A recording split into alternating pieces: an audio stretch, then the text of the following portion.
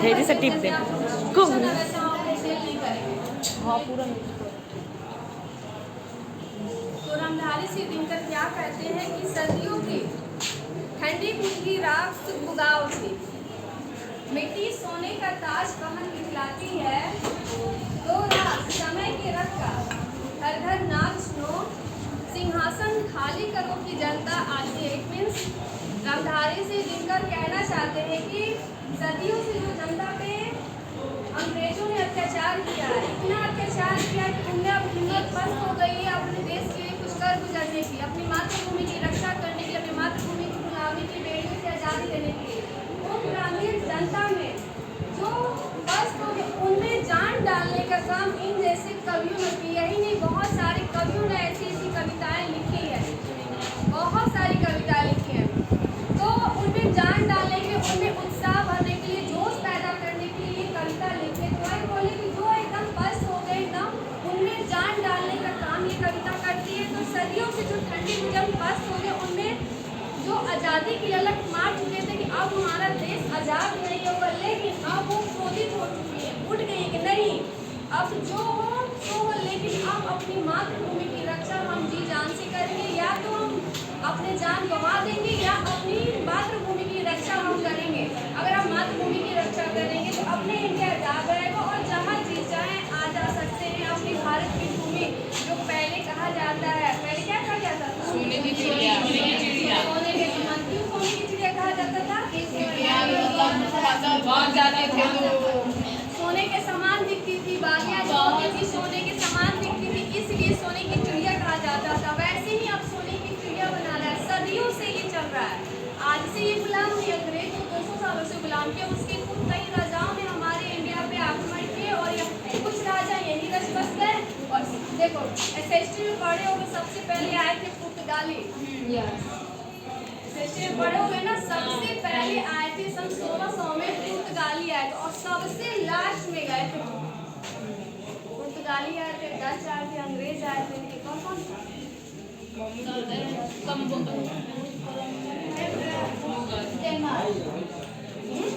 मोहम्मद गजनवी। तो चलो रहने दो, SST में नहीं जाएंगे, जो SST पढ़ाता है वो जाने।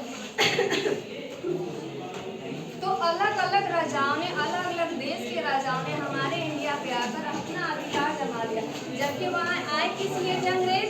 यहाँ व्यापार करने के लिए, यहाँ अपना व्यापार करने के लिए। और धीरे धीरे दीमक की तरह अंग्रेज खोखला कर दिया अंग्रेज, अपनी मुट्ठी में ले लिए पूरे इंडिया को। लेकिन शुरुआत कहाँ से हुई कि हम यहाँ सिर्फ व्यापार करेंगे और कुछ नहीं करेंगे, अपना सामान यहाँ बेचेंगे और यहाँ के ऊपर जो सामान है अपने यहाँ ले जाएंगे, ये आदान प्रदान करेंगे।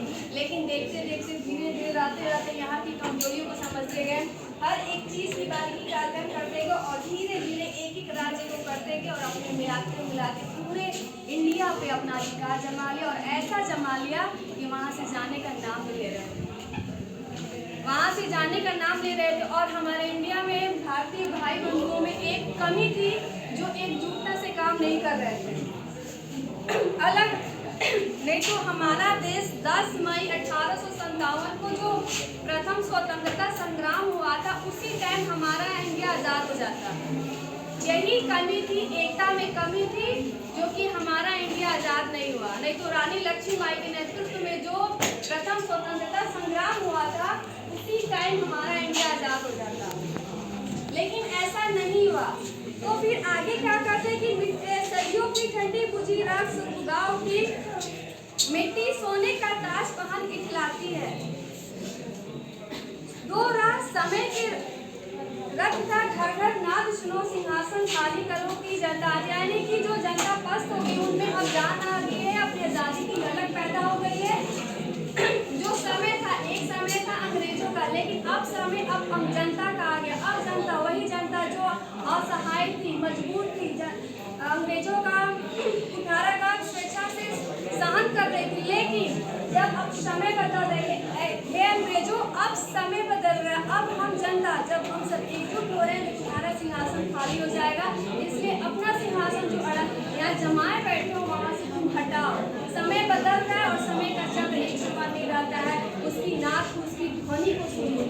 अब जनता का शासन होगा। हम यहाँ राजतंत्र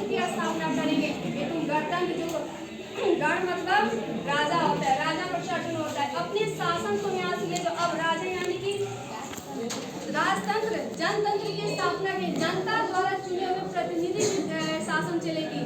अब बहुत हुआ, बहुत शासन तुम लोग का चाहिए, अब नहीं सहेंगे। फिर आगे बोलते हैं गंधारी से दिनकर जी, जनता हाँ मिट्टी की अबोध मूर्तें वही, जाड़े पाले की कसक सदा सहने वाली। जब अंग अंग में लगे सांप वो चूस रहे, तब